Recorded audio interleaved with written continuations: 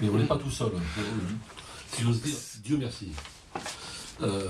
Il y a des gens jusqu'à maintenant, mais c'est une minorité quand même. Mais il faut comprendre que la presse, c'est à la fois un pivot de la démocratie et que ça charrie donc des idées, voire des idéologies, mais c'est aussi un commerce, hélas. Et ce sont des injonctions contradictoires auxquelles on est obligé de faire face, nous comme les autres d'ailleurs. Ça veut dire que malheureusement, on a un certain nombre de médias qui résonnent pas tant en fonction de ce qui peut être une perception de la réalité ou de ce qui pourrait être une approche de la vérité, mais en fonction des ventes. La peur, je l'ai dit tout à l'heure, est malheureusement un ressort commercial excellent. On le voit dans la campagne française, la campagne électorale, je veux dire, française actuelle. Hein. L'histoire de la viande halal, Fillon a été assez maladroit pour mettre en plus dans le coup le CRIF, s'il fallait le faire. C'est une sorte d'exploit, une très grande finesse politique.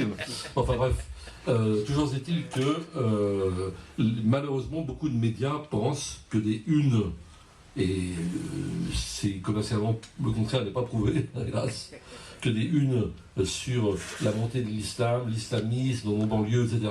Et cet amalgame dont je parlais tout à l'heure, qui n'a pas été visible tout de suite au début des révolutions arabes, mais qui est très visible dans l'évolution, avec les résultats des élections en Tunisie, les déclarations en Libye sur la charia, personne ne se soucie de savoir ce que ça veut dire, les scrutins égyptiens, tout ça fait une sorte de mélange des genres, et on instruit, disons, enfin on incite les gens à la peur, et je ne suis pas sûr que cette islamophobie soit tellement idéologique, peut-être l'est-elle dans certaines têtes de journalistes, mais je pense... Le beurre médiatique, le beurre médiatique.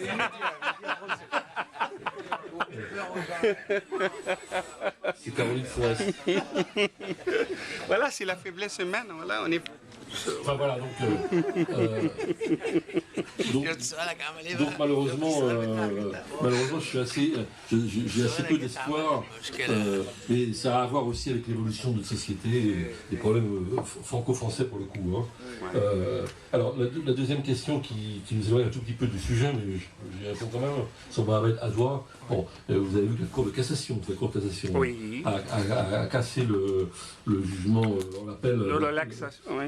Il a cassé la relaxe dont avait bénéficié ce personnage qui s'appelle Philippe Carcenti. Moi, je connais très bien Vanderlyn, qui est un ami chez qui je suis allé encore il y a 3 semaines à Jérusalem, etc. Et un personnage que je connais depuis très longtemps, y compris quand il était d'un autre bord que le mien, mais qui a beaucoup évolué avec sa conscience et son honnêteté. Je connais aussi un peu Tamara Mouramé, son caméraman. Cette histoire est folle, elle est folle. Hein, l'idée selon laquelle le gamin n'aurait pas été tué et qui vendrait maintenant des oranges sur le marché de Gaza, maintes et maintes personnes sont allées voir les parents, qui sont comme tous les parents du monde qui ont perdu un fils. C'est une chose ignoble. Alors le problème c'est que la justice est le droit français est quelque chose d'assez difficile à comprendre souvent, parce que évidemment quand on va sur le site du CRIF et qu'on appelle Carcenti a obtenu de ne pas être condamné en diffamation,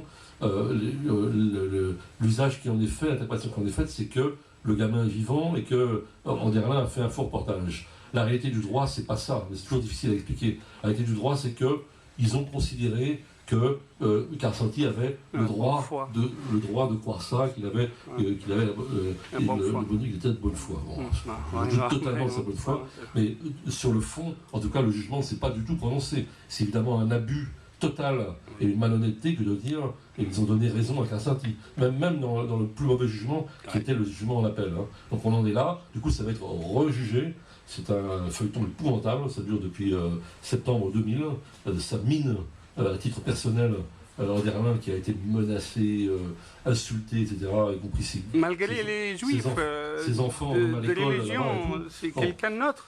Mais voilà, bon, en tout cas, on en est là.